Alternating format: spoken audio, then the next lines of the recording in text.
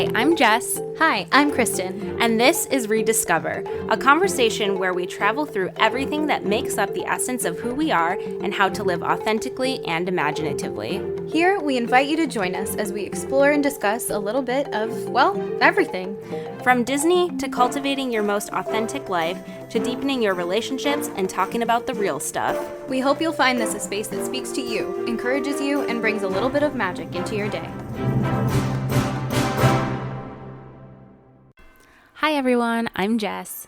Hi, I'm Kristen. And welcome back to this week's episode of ReDIScover. Merry Christmas! We're only a few short days away from Christmas, which is my favorite holiday of the year. We are going to dive into all the best of In a Usual Year of Walt Disney World, Disneyland, Universal Orlando, and just a few things to do in our backyard that we enjoyed when we lived in Orlando over the holidays. Because growing up in New York, where it was often a white Christmas, I think we had to find creative ways to cultivate that same cozy holiday feeling, especially for a lot of people who are cast members and are away from their families at the holidays. There's some really great ways that the theme parks in the surrounding area go all out to make people feel that festive holiday feeling. We did do a Christmas traditions episode at the beginning of the month, so make sure to check that out for all of the traditional topics. And then this one is related more to Disney and Universal and Orlando. So let's get started.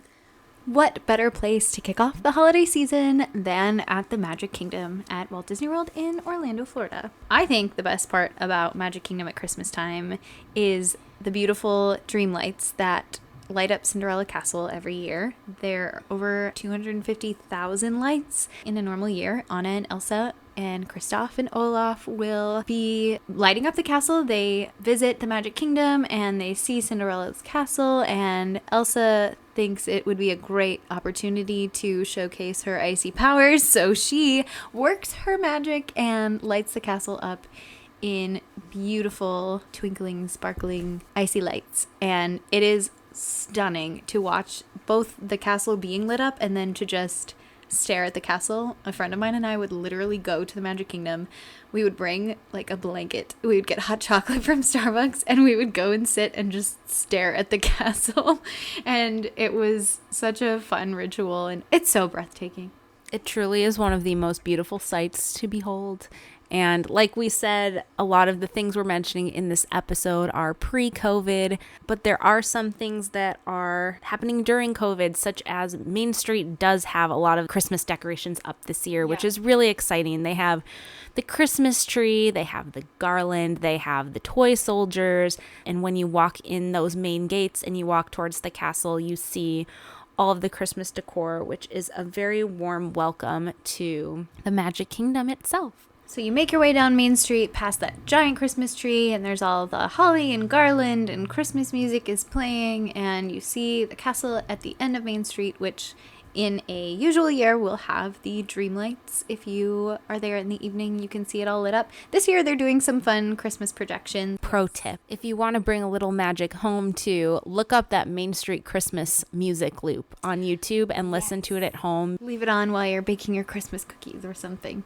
In addition to the castle projections, there are some fun holiday overlays that the characters and attractions will get. So a lot of times you'll see the characters dressed up in their holiday best, and there is a very special attraction at the Magic Kingdom that also gets dressed up in its holiday best, and who better to tell you all about that than our resident Jungle Cruise skipper Jess.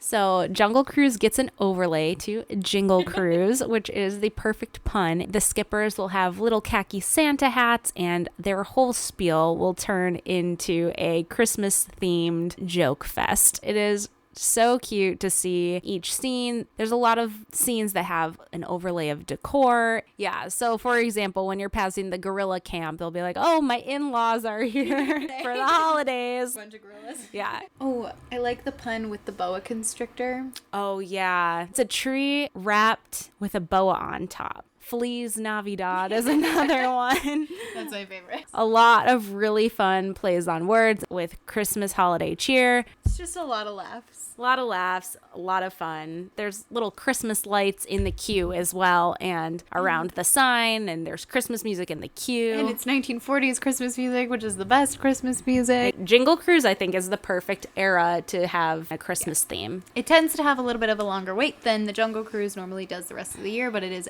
absolutely worth waiting for. Another fun thing that happens at the Magic Kingdom during the holidays is the separately ticketed event, Mickey's Very Merry Christmas Party.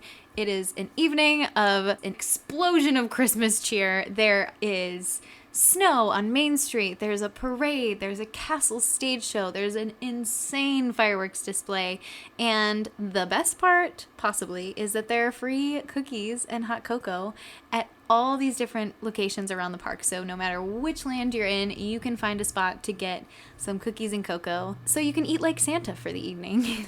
And what could be better than that?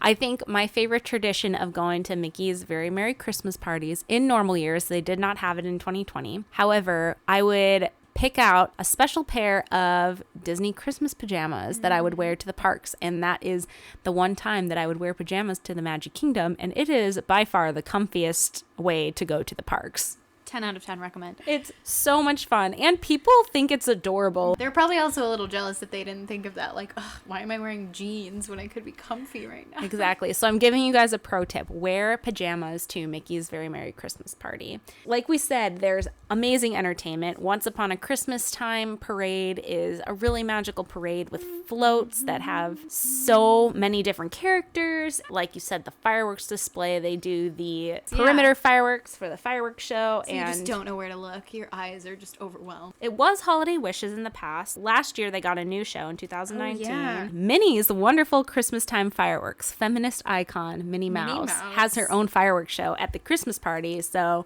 that's something to celebrate in itself. And then, of course, the ever iconic Mickey's Most Merriest Celebration, which is the Castle Stage Show.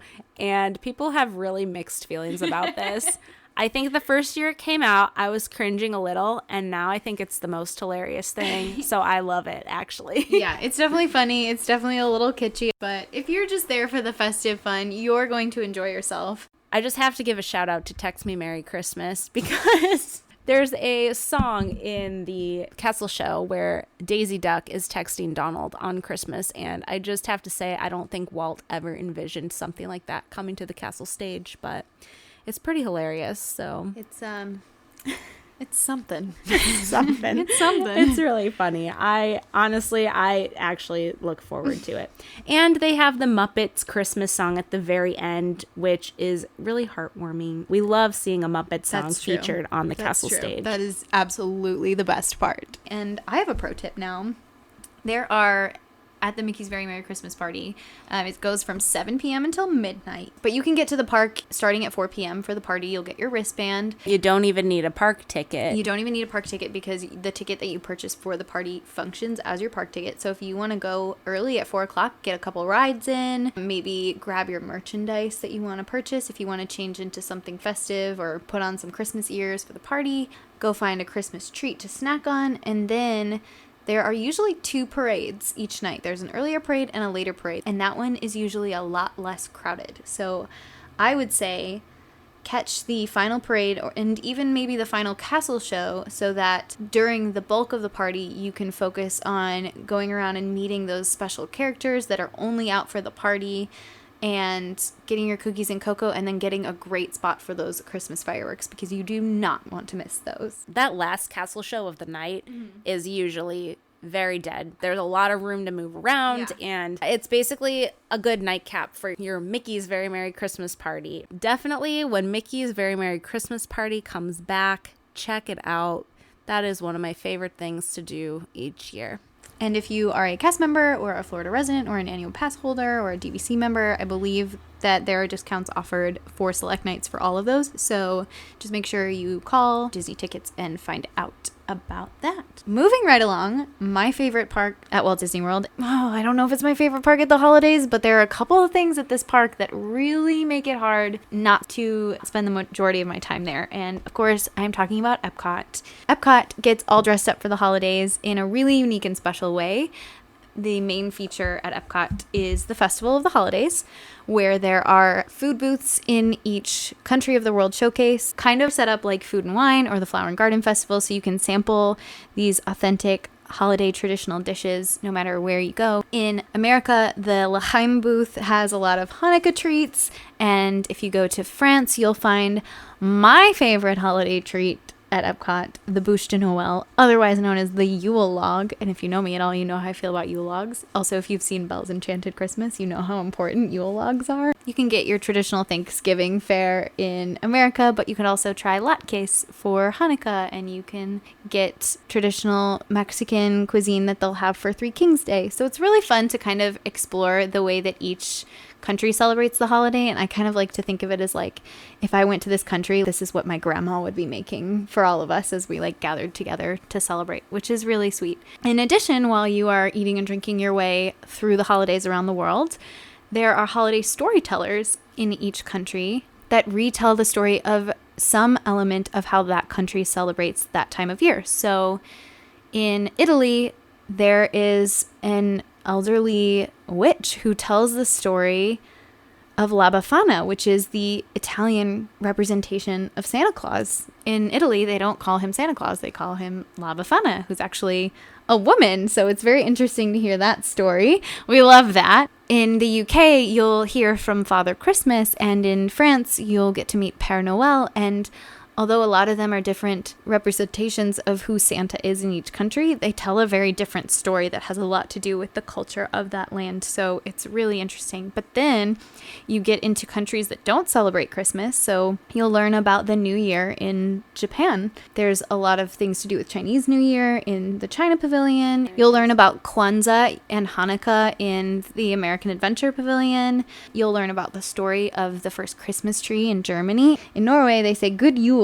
Probably my favorite one, the notoriously mischievous Christmas gnome in Norway. His name is Julenissen, and that one is a lot of fun. Kids love that storyteller. It's a two-part animation. It's Julenissen and the Norwegian girl telling the story of Julenissen, and it is just tons of laughs and fun. So no matter where you are in the World Showcase, there's something authentic to eat and drink and a really unique holiday story to hear. And then if you transition over to the American Gardens Theater in the American Adventure, you can watch a beautiful show, the Candlelight Processional. There are dining packages available, so if you make a reservation, you eat at a certain restaurant during a certain time, and then you come back for your showtime at the theater so you can have seats for Candlelight Processional. And something to note is there are certain restaurants that are affiliated with the Candlelight Dining Package. You can actually make a lunch reservation there if you don't want to do a dinner one. Sometimes lunch is less expensive, and you can go to lunch and then you can come back for your showtime later that evening. So you'd even have time to leave the park, go back and change, or whatever you need to do to come back for candlelight in the evening. However, this is not necessary. Sometimes it does help you because the lines do get very long, but sometimes you don't need it. It just kind of depends on the night and the time of year. But and who the narrator is, because the Candlelight Processional is a retelling of the Christmas story as we traditionally know it here in America.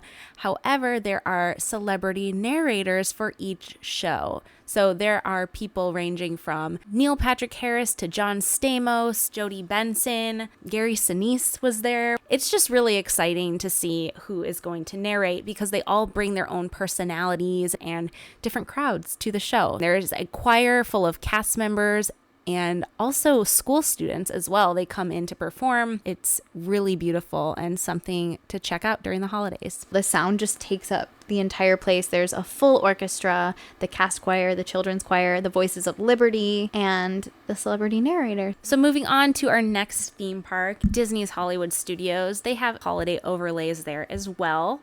in recent years, they have added Tower of Terror projections. So there's a little projection show on the ever famous spooky building at the end of Sunset Boulevard. They also have Snope on the street. You get to watch your little projection show and feel like you're in a winter wonderland while also being in warm Florida. Best of both worlds, in my opinion. I like Snope because it doesn't make me cold. But it still gives you a magical feeling. Right. In addition to those Tower of Terror projections, as most of you will know, 2015 was the closing year of the ever famous and ever mourned Osborne spectacle of dancing lights. That was my biggest Disney loss. Same. Ever. That was my biggest loss ever. Yeah.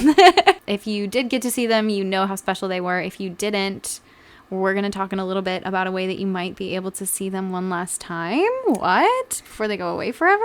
Yeah. Stay tuned for that toward the end of the episode. So where Star Wars Galaxy's Edge is now, that's an area of Disney's Hollywood Studios that used to be called Streets of America. Every holiday season, they would take out the Osborne spectacle of dancing lights and put them all over the buildings that were back there.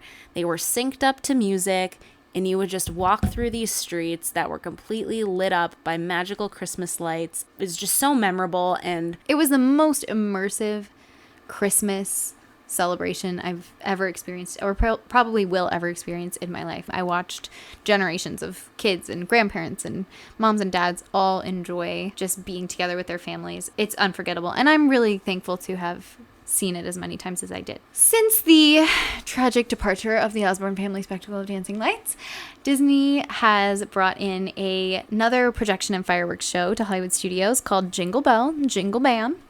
It is hosted by the elves from the Disney Christmas movie Prep and Landing, which is pretty cute. They take you through a very riveting Christmas adventure, which I will not give spoilers about, but it is a combination of fireworks and lasers and projections, and it's actually really, really fun. I think Hollywood Studios is really beautiful at Christmas time. I think that they capture that spirit of vintage Hollywood really well in the decor. And the music. The music, yes. I think it's the best holiday loop of any of the parks, in my opinion, and I really love all the decorations. It reminds me of how my mom decorates our house for Christmas. Again, look up the music on YouTube if you want some ambiance in your own home. This is like one of my favorite things to do when I'm not at the parks. While you're wrapping your gifts. Yeah. Moving on to our fourth park, Disney's Animal Kingdom. There's not as much at Disney's Animal Kingdom as far as holiday offerings go. However, the decorations are very beautiful, especially in 2020. I feel like they added a lot more on the buildings. They did. It looks phenomenal, very unique. There's a giant tree out in the front entrance that has really fun ornaments and trinkets all over it, and they're all animal themed, so it's very fitting for the park. There's just so much to look at. In addition to all the beautiful, unique decor, the Tree of Life also comes to life at nighttime with holiday projections. Disney is big into those projection shows, and they do them so well. So this one is very animal forward. It's really beautiful. You'll see deer prancing through the snow. We do love a good deer. We love a deer. And the snow is falling, and there's jingle bells in the distance, and it's actually really peaceful. Like Jingle Bell, Jingle Bam is like wham, bam, Christmas everywhere, lasers, wow. This one is like Silent Night Christmas.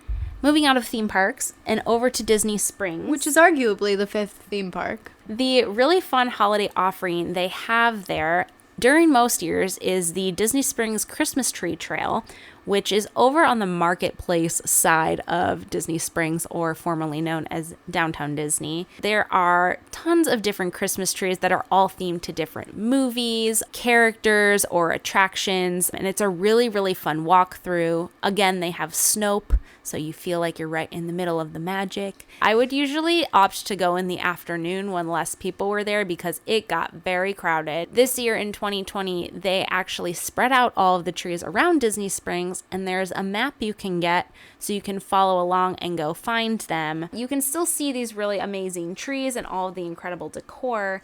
It's just going to be a little bit more spread out than the original setup of the trail. Sounds like a win-win to me. Yeah, get some hot cocoa and do some sightseeing around Disney Springs. And then you can end your time at the Christmas shop, which is actually open all year round. So we've been to all 4 theme parks. I feel like I'm Stacy right now. We've covered all 4 parks and Disney Springs, but you cannot leave your Walt Disney World Christmas time vacation extravaganza without visiting the resorts. They are more overlooked, but just as magnificent. Definitely my holiday must-do is going to the Disney resorts. So this is must-do Disney with Jess and Kristen, and our must-do is resort hopping at the holidays. So, Jess, do you want to take us around the Magic Kingdom resorts to start us off? Yes, I do. So, we've talked about doing a monorail crawl before, where you go to all 3 of the monorail resorts. However, during the holidays, it can be more of a holiday monorail crawl. To quote Nick Miller, the crawl is for all. Exactly. Starting with Disney's Contemporary Resort, during normal years, there is a very large gingerbread castle. In past years, it's been themed Cinderella, Fairy Godmother. Other years, it's been themed Frozen. When you go there, you can also purchase little gingerbread cookies or pins or some sort of little sweet treat. And you can see it from the monorail too, which I think is really cool. And then moving on, the Polynesian does not have as many Christmas decorations. However, it is still really fun to see it because, you know, it's tropical. There's some poinsettias. Yeah. It's beautiful. You really can't go wrong visiting any resort during the holiday season. Just some are more elaborate than others. But the most elaborate Christmas decor setup, in my opinion, is the Grand Floridian's Christmas tree and gingerbread house. They create a larger-than-life gingerbread house right in the Grand Floridian lobby. It actually is turned into a little gift shop because they sell gingerbread cookies and other treats. I love buying my gingerbread shingle. One whole side of it has this like thick layer of chocolate. It's pretty good. I love going there. I love taking pictures of it. It's so intricate. There are lots of little Disney details in there. It's quite incredible how they do that. And the Christmas tree is basically up to the ceiling. It's huge. It's huge. If you know how big the Grand Floridian lobby is, just picture as big as that. Just picture an open air lobby with the tallest Christmas tree ever. And when there's usually the Grand Floridian band and or piano player, that really adds a lot of ambiance to being at the Grand as well. Since we've done the monorail crawl, we also need to take a tour around the Epcot resorts for Christmas time. When you go into the beach club, there is oftentimes, during most years, a gingerbread carousel, life size. You cannot ride it. It is just for show. Each carousel horse has a little name on its tag. It's so enchanting. It's a really cool thing to walk into at the beach club lobby. And it's themed differently. Yep. Every year. Then when you transition over to the yacht club, they have very nautical decor, very classy, classic decor. Their main Christmas tree has sailboats and anchors. A lot of years they have a train set up, like a Christmas village train, still on a tabletop, but it's a very elaborate setup. And then, of course, over at the boardwalk. They usually do that little Christmas gingerbread version of the boardwalk. The whole entire boardwalk and all of the little like storefronts that are a part of it, they'll be like little modeling chocolate Mickey and Minnie and all their friends on the boardwalk at Christmas time. So you see Trattoria El Forno and you see the Flying Fish restaurant, you see the Boardwalk Bakery. So it's really cute. And I think their Christmas tree and decorations are just very like colorful. Mm-hmm. They're very bright. Definitely take the time to make that loop there, whether you take time out of your Epcot day or you just go over, you have dinner at one of the restaurants over in the area. I cannot recommend the Epcot resorts enough. Moving on to the lodges, which I'm going to let Kristen cover, but I just have to say Wilderness Lodge is the most quintessential Christmas resort, in my opinion. Agreed. Correct. Starting at Disney's Wilderness Lodge, I can't think of a cozier place to spend the holidays, and it has always been my dream to stay at Wilderness Lodge at Christmas time, which I still haven't done, but it's on the list. It is, of course, a resort that's themed like a national parks lodge in the Pacific Northwest, and so it's a lot of like dark woods and rustic furniture and that big fireplace when you walk into the lobby, and it's just very cozy and warm. It's that much cozier when the holidays come to town. The Christmas tree, again, if you can think of how gigantic and multi-story the lobby is, that Christmas tree is pretty much as tall as that. It is huge. It is covered in a lot of Native American fabrics and teepees and tribal patterns, and It's gorgeous. There's just all sorts of garland and plaid rustic bows. And of course, we love plaid. Of course. Again, look up that music loop. Is very peaceful, I think. That's a good one. It's a good one to fall asleep to. It's very relaxing. So that resort, even though it's a little off the beaten path, it's not right on the monorail, it's not right on that Epcot loop, take a boat over from Magic Kingdom at the end of the day and just take a walk around. You will not regret it. It is beautiful. The other lodge on the other side of property is, again, a little out of the way, but absolutely worth the trip. And of course, I'm talking about Animal Kingdom Lodge. My recommendation would be to head over there after the end of your day at Disney's Animal Kingdom. It again has that huge vaulted ceiling with the giant Christmas tree. Every decoration here is themed very much in that traditional African style. Really beautiful, like hand-carved, painted masks and animals and things like that are on the Christmas tree. There are some drums and instruments that are on the tree as well. It's one of those trees that you really have to stop and look at because these are not traditional ornaments. These are really authentic, culturally indicative pieces. So you definitely want to take the time to stop and get close to the tree and look around. And the music loop there, I have to comment on as well. It is the most unique Christmas music of any resort because a lot of the Christmas songs that you will hear and it will sound familiar to you, like Silent Night, things like that, are sung in Afrikaans and Swahili, traditional African languages. And it is so beautiful to hear a familiar Christmas carol, but done in such an interesting way. And it just adds to the authenticity of it. And then one more resort that we absolutely think is worth mentioning is a new addition to the list because last month, Jess and I both had the privilege to stay there, and we woke up one morning and went down into the lobby, and all of a sudden, it was Christmas. And we were talking about the Grand Destino Tower at Disney's Coronado Springs Resort, which is the new tower that was built in 2019, and they really did a beautiful job making that Spanish vibe come to life in a really festive way. It's beautiful. The Christmas tree is gorgeous. All of these panels that wall the entire lobby have alternating colors of red and green, which is also reflected on the outside at nighttime. The walls on either side of the entryway to the lobby have these beautiful lanterns, and there's this gradient of red and green lights.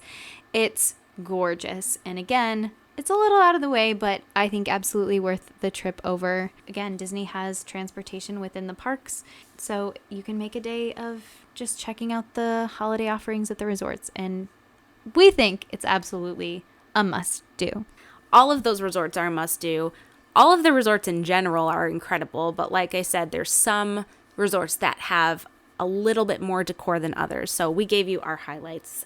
All right, well, that's Walt Disney World in a nutshell. However, we were thinking for this episode, we would fly across the country and touch on all of the Disneyland magical Christmas moments that they have out on the West Coast. So I have actually never been to Disneyland at Christmas time. I've been there every other time of the year. Spring, summer, Halloween, all of it. I've never been at Christmas time, so I'm going to let Jess take the reins on most of this. But I will say that I know it's heartbreaking that Disneyland is not open for Christmas this year, but if you are thinking of going to Disneyland at some point in the future, I know I'm dreaming of potentially going for Christmas 2021, so we can talk about all the things to look forward to when Disneyland reopens. The first time I went to Disneyland as an adult, it was Christmas time, and that's part of what made me fall so in love with it and inspired me to do a college program out there, so it's definitely a time of year that brings a little extra magic. We will start with attraction overlays at the parks. In Fantasyland, this is the big kicker at Disneyland, is It's a Small World gets a Christmas overlay. So when you go inside the attraction itself, there are Christmas decorations everywhere. The Christmas music is infused to the normal It's a Small World song. I just remember tearing up at it because it's a ride that represents unity and coming together for all cultures around the world. And when you add Christmas spirit on top of that, it really touches your heart. But then it's not just that. So in Disneyland, it's a different setup than Walt Disney World. If you're a Walt Disney World regular, you know how it's a small world, it's inside a building. But at Disneyland, there's a whole facade. The loading station is actually outdoors. So the facade for It's a Small World is very, very iconic, and it actually gets lined in Christmas lights. So at dusk, every night, there is the It's a Small World Christmas lighting, and all of the Christmas lights come on. Definitely second place to the Osborne lights for me. It's a must do for sure at Disneyland. The other attraction that I think is really cool that gets an overlay is Haunted Mansion Holiday. And if you haven't heard of this before, the Haunted Mansion actually gets a Nightmare Before Christmas overlay, which is so good. It's really, really cool. That's something we don't get in Florida. And it actually starts during the Halloween season, since that movie transcends from Halloween all the way through Christmas. In the ballroom, for example, there is a giant gingerbread house that smells delicious. It's really, really cool to see how they replace the animatronics from the typical Haunted Mansion with Jack Skellington and Sally and Zero. I wouldn't say I like it more than the original Haunted Mansion, but I love getting a twist on classic things that I'm very much used to. There's, of course, a Christmas Fantasy Parade, and they have the toy soldiers, which are very iconic, and Mickey and Minnie in their adorable Christmas outfits. So many fun floats. They have the Believe in Holiday Magic fireworks show. The cool thing about Disneyland is that since there's a lot of locals there, they do change their fireworks shows during normal operating hours to different seasonal fireworks shows. Hopping over to California Adventure, I have to mention Viva Navidad, which is a celebration of Latino culture and holiday traditions. So you'll see Mickey and Minnie in their Latino costumes. There's incredible dancers. There's Elena of Avalor, the Three Caballeros. They all come out and have a very, very fun celebration. They have the most colorful costumes ever. It is so much fun, and it just adds a lot of cultural diversity, which we love to see. And Kristen, I know that you would love to talk about your favorite area of California Adventure. Yes, I would. My favorite area of Disney California Adventure Park, and possibly the greatest thing to ever grace that park, is Radiator Springs. Cars Land is Radiator Springs come to real life. If you've ever seen the film, it's just like that, only you get to walk through it. It's amazing. And there are 3 attractions throughout Cars Land, and every time that there is a holiday, Radiator Springs gets some really unique holiday decorations. The best attraction of all time, Mater's Junkyard Jamboree gets a holiday overlay that is pretty stellar. Why don't you just pull the album up? I'm going to pull the album. So you because can find this album on Apple Music in case you're interested. And it is called Seasons Speedings from Cars Land.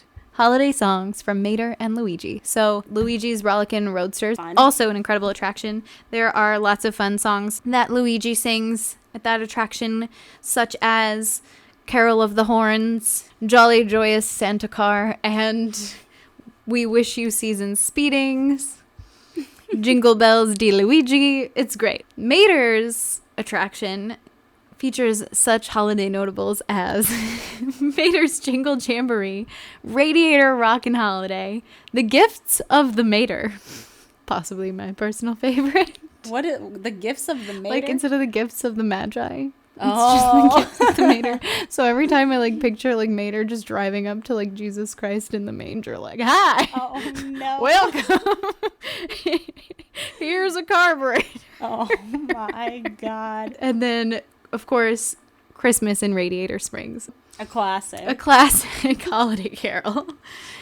It's just the frumpiest thing in the entire world, and I think that's why I love it so much. It's like coming home. Well, thank you. You're I'm welcome. glad you've done extensive research on this. Thank you. To wrap up the last few things that are worth mentioning, on the West Coast, World of Color is their beautiful nighttime show full of water projections. And like I said about the fireworks, during the holiday seasons, they offer different versions of shows. So for the holidays, they offer World of Color Season of Light, which is a nighttime spectacular that brings Disney stories and holiday magic to life. Lots of red and green colors. Colors. Used to be called Winter Dreams, and it had a lot of Olaf in it, which was fun. But the original World of Color is definitely the best. On Buena Vista Street, Mickey and friends are all dressed up in their holiday outfits, which are really, really adorable. There is the Buena Vista Street Christmas tree lighting. And then, of course, we love resorts. So I have to mention the Grand Californian Resort is also on Wilderness Lodge's level of Christmas magic. Those two resorts are quite similar in theming. There is a beautiful Christmas tree in there. Again, they do gingerbread. They have the piano player, a great place to go when you need a little time away from the parks. And the great thing about Grand Californian is it is connected to downtown Disney, so you can take a quick walk from the park through downtown Disney to the Grand Californian. Everything at Disneyland is walkable. So if you're there for the holidays, just take a little bit of time out of your day to go see the Grand Californian Christmas decor because it is definitely worth it. So if you're not jet lagged already, we're going to fly you all the way back to Orlando now. Bear with us because it's worth it. Because we are going to Universal. Jess, are we allowed to talk about Universal? Yeah. Okay. If we're going to Universal, don't tell anyone. I'm just kidding. Universal's great. We love Universal. I was an annual pass holder the entire time that I lived in Orlando. And Universal gets a little extra magical around the holidays too. So this is for you guys who are in the Orlando area during the holidays or just want to hear about it if you've never made the trip over. Yeah, I would say it's definitely worth it, especially at Christmas time and especially if you are a Harry Potter fan. Fun fact, little known fact, I am actually a gigantic Harry Potter nerd and I pretty much was born and bred on those books and films. So, Christmas time in specifically Islands of Adventure, which is the second park at Universal Orlando, gets really magical because that is where Hogsmeade Village is. And if you aren't familiar with Harry Potter, Hogsmeade is the village outside of Hogwarts School of Witchcraft and Wizardry. And the whole entire village has a snowy overlay all year round. There is a place to get the infamous butterbeer. Yes, and I actually have never been to Universal during the holidays. However, I did go this year and I discovered the beauty that is hot butterbeer. So butterbeer comes in 3 different styles. So there's normal butterbeer, there's frozen butterbeer, which is my normal go-to, and then during the holidays there's hot butterbeer, which is so good. If you have to choose out of the 3, you want to get hot butterbeer. I actually ordered frozen because I was like, oh, that's what I always get. And my friend Erica got hot. And then I ended up ordering myself a hot because it was that good. It's like a hot chocolate, but has more butterscotch flavoring to it. Is it really sweet though? You know what? It was like a good amount. I didn't feel overpowered. I was able to stomach half of the frozen one or 3/4. And then I had the whole hot one. So 2 butterbeers is what you're saying. Yeah, which I've never done before. It was a little excessive. But Worth it. I'm telling you, it was worth it. There is Honeyduke Sweet Shop, all sorts of different shops to explore from the film that Harry would get all his bits and bobs for doing his wizardry. And then at the end, much like Main Street USA, instead of Cinderella Castle, it is Hogwarts Castle. And at nighttime, during the holiday season, Hogwarts Castle gets a little more festive. There are castle projections and music and snowfall on the castle, and it is super enchanting and magical and feels like you're right in the middle of the film. Also in Islands of Adventure Park is Seuss Landing, which is the entire section of the park dedicated to all of those classic Dr. Seuss stories. At Christmas time, the Grinch takes up residence in Seuss Landing. There is a show called Grinchmas, and it is definitely based more around the style of the live action Grinch film starring Jim Carrey. It's festive and fun. It's really heartwarming. It's also really funny. It just puts you right in the middle of Whoville. And then you can actually go and meet the Grinch. He will be really sarcastic with you. He will make you laugh until you cry.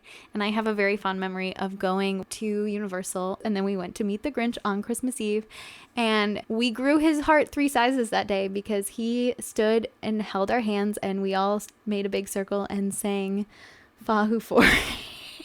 With the Grinch, and everyone looked at us like we were crazy, but it was one of my favorite Christmas memories of all time. Universal, while it doesn't go as all out and isn't as grandiose as Disney is at the holidays is still really festive and fun. And then just one quick note, I did discover in Universal Orlando that they have the Christmas Tribute Store, which you walk through, and there's tons of Christmas decorations and displays in there. And then they also have the Macy's floats that you can do a walkthrough to as well.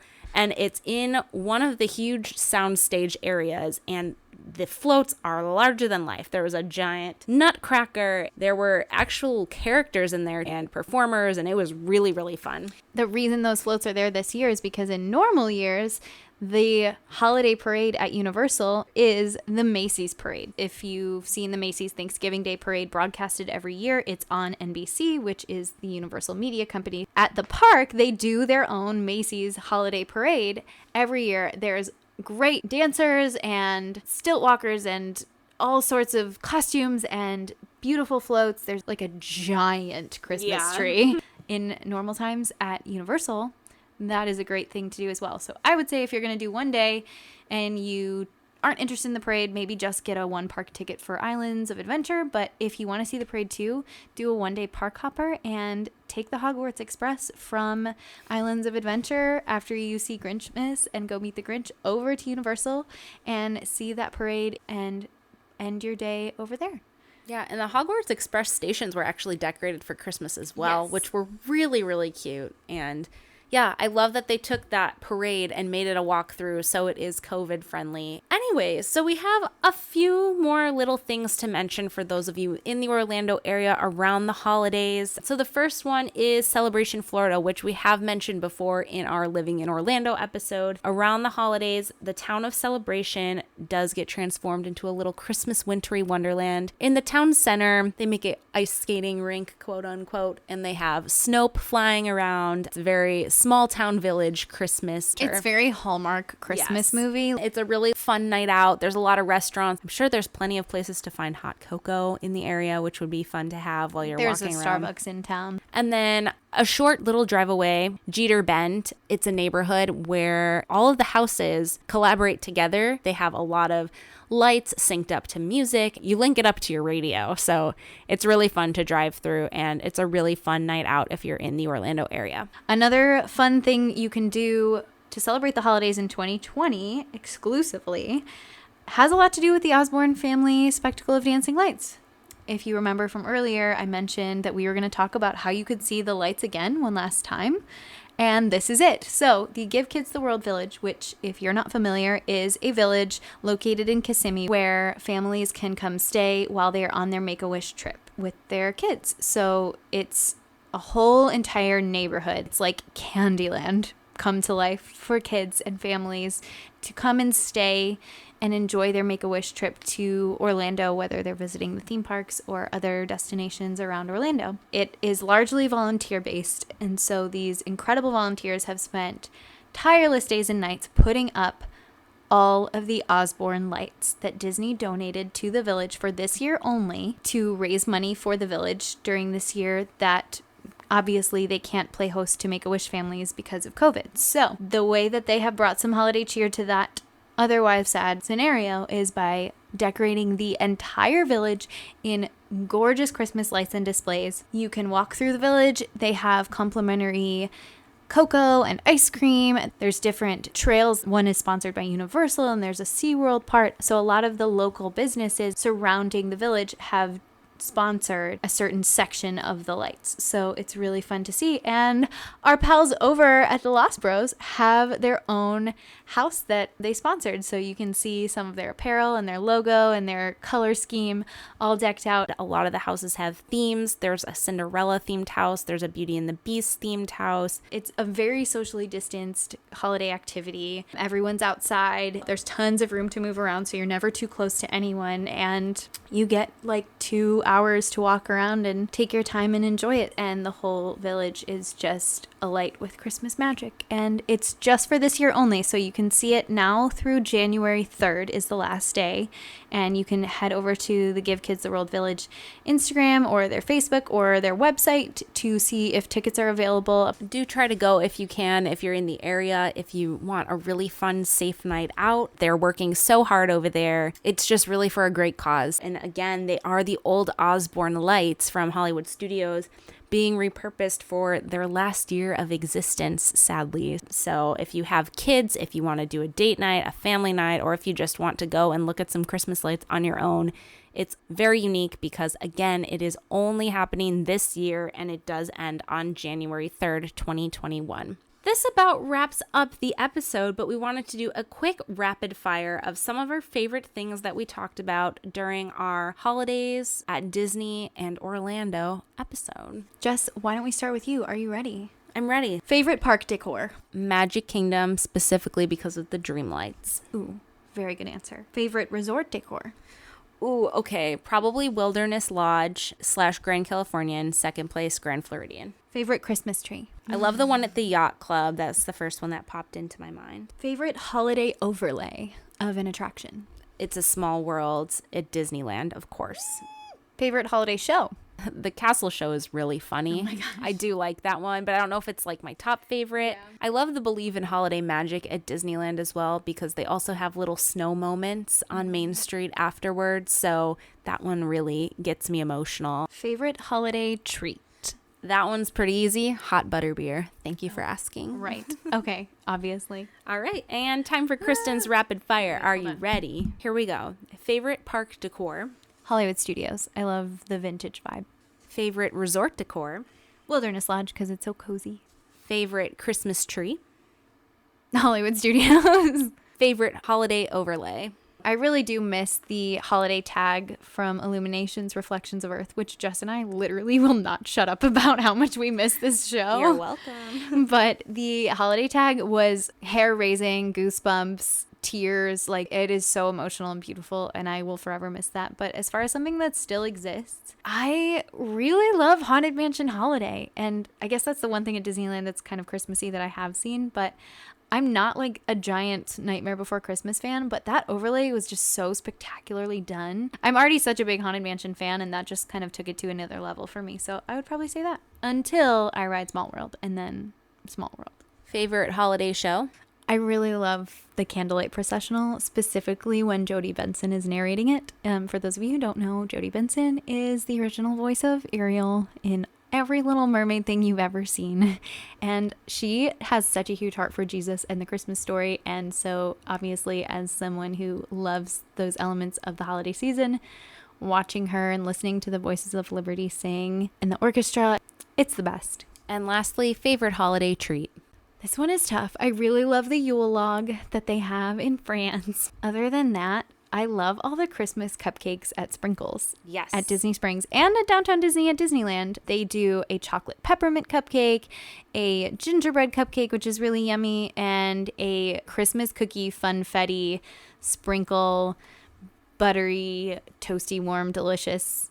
It's perfect. It's so good. It's so good. I love that one. It's so good. And it's red and green. And then just favorite overall Christmassy thing, I think for both of us, is probably the Osborne family spectacle of dancing lights. Although it is gone, it remains in our hearts. We hope that this brought back some warm memories of visiting the theme parks around the holidays, whether you have been to Disneyland or Disney World, Universal, or all three. We hope that this has also given you some ideas so you can start dreaming for next Christmas, because I hope by next Christmas that we will all be together and everything will be open and thriving and look just as beautiful as it did years ago. We hope you have a very, very Merry Christmas coming up this week, if that's what you're celebrating, as well as a happy upcoming new year. We'll talk to you before then, of course. But thank you so much for listening. This was another really fun, holiday-filled, magical episode to create. Please be safe with your families. Please be mindful that taking those precautions and wearing a mask is not just something you do for yourself, but it's a way that you show love and care for others, which is something we all really need right now. So enjoy your time with whoever you're with. And if you can't be with anyone this holiday season, just know that our hearts and thoughts are with you. We hope you have a happy Hanukkah, a Merry Christmas, and a happy Kwanzaa. Yes, and all the other holidays that I might be forgetting. All of them. And a really bright and hopeful new year. We'll talk to you next week. We're going to talk about the new year and some really enlightened ways that we're going to approach 2021. Talk to you soon. Merry Christmas. Bye. Bye. We hope you've enjoyed this episode of ReDIScover. Please subscribe and leave us a review wherever you're listening. Your reviews are what keep us going, and we'd love to hear from you. Join us every Tuesday for a new conversation and let us know what you think we should talk about next. Follow us on Instagram at positively.kristen and at jessicafay508. And check out Jess's blog at theroadjesstraveled with 1l.com. Until next time, stay frumpy.